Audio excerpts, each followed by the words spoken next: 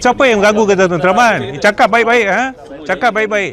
Rakyat Malaysia kita tahu. Apa maksud aman kita tahu. Sini yang boleh terima. Saya. You saja boleh terima. Tapi kita sudah hantar surat kan.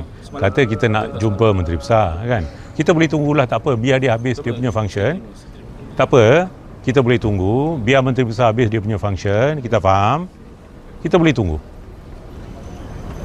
Macam saya kata tadi, dia tak datang, dia melawat PPS mangsa banjir. Sekarang ni ada 2,870 lebih mangsa di 21 PPS di 5 daerah. Pukul 10 kita pun mangsa juga. Pukul 10 ke, pukul 11 ke, pukul 12 ke, boleh tunggu.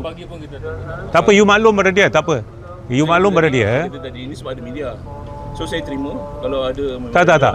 Tolong maklum pada dia. ada memorandum tak nak bagi pada saya, tak apa. Saya pun boleh beransur lah sebab semua ada kerja lain. Saya tahu.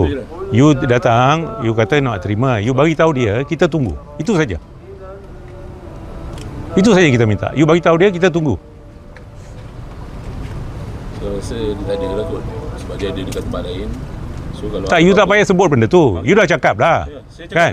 tadi, Saya bagi tahu sekali lagi. You bagi tahu dia, kita tunggu. Itu saja. You tak payah cakap apa lain. Okay, kalau you nak tunggu, saya tak boleh buat apa lah.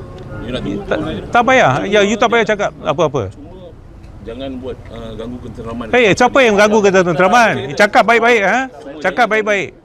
Cuma jangan Nampak tak sini? Nampak tak? tak tu saya kata. Tak payah cakap apa-apa. Dengar. You tak payah cakap benda-benda yang tak perlu.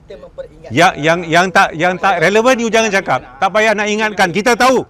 Rakyat Malaysia kita tahu. Apa maksud aman kita tahu. You jangan cakap dekat kita. Saya kata jangan ganggu ketenteraman. Nak duduk saya tak ada masalah tadi. You kata nak duduk, saya biar je. Okey, cukup. Tak payah cakap apa lagi. You cakap kalau kita tak bagi, you akan berundur lah. Okey.